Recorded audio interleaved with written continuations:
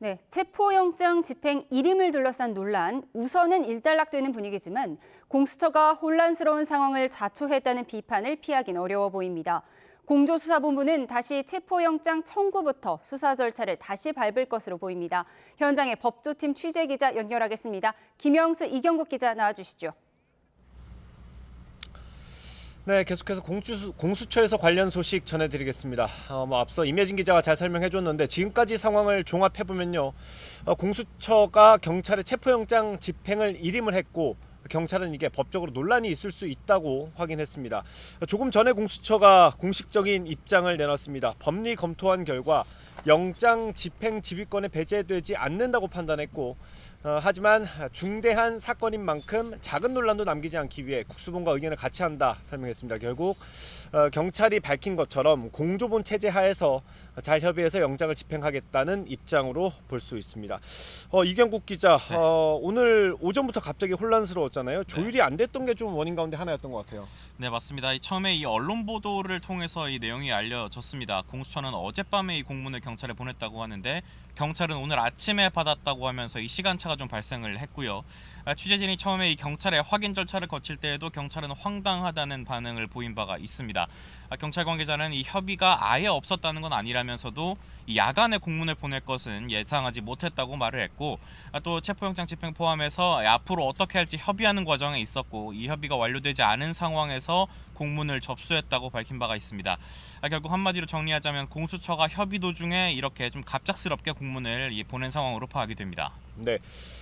이번 논란을 거치면서 좀 공수처의 아쉬운 부분이 많이 보였습니다. 윤석열 대통령에 대한 체포영장 집행이 어려울 거라는 것, 또 저항이 있을 거라는 거 대부분 예측됐던 부분인데 오동훈 공수처장도 그래서 특수공무집행방해 입건까지 언급하면서 경호처에 경고를 하기도 했죠. 그런데 그에 대한 대비가 좀 많이 부족했던 것 같습니다. 공수처 검사가 가면 체포영장 집행이 순조롭게 될 거라고 아마 생각했던 걸로 보입니다.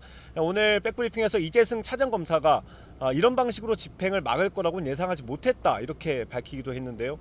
이거 포함해서 좀 자신들의 한계를 인정하는 모습도 있었죠. 네, 맞습니다. 영장 집행을 일임한 이 배경을 설명하는 과정에서 한계점을 드러냈는데요. 이재승 공수처 차장검사는 이 현장 지휘 체계가 통일될 필요가 있다. 경찰이 하는 게 좋겠다라고 판단했다고 설명을 했는데 공수처는 영장 집행의 전문성이 없다면서 사실상 이 물리적인 한계를 인정하는 말을 하기도 했습니다.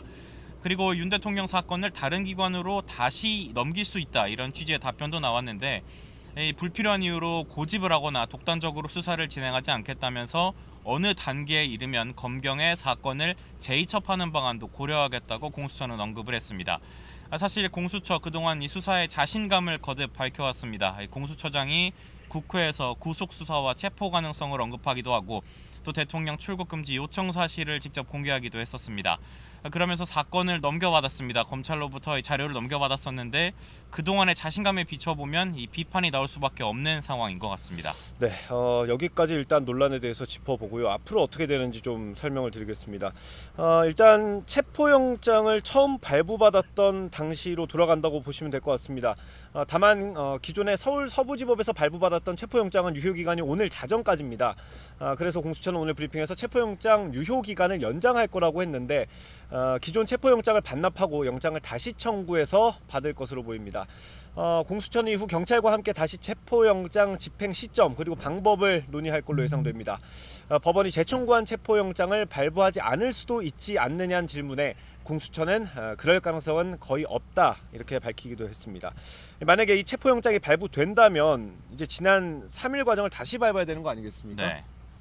아무래도 이 3일날 체포영장 집행 과정을 다시 한번 좀 복귀해보는 것이 아무래도 좋을 것 같습니다. 당시 대통령 경호처와 군이 3중으로 저지선을 구축을 해서 공수처와 경찰 인력을 막아선 바가 있는데요.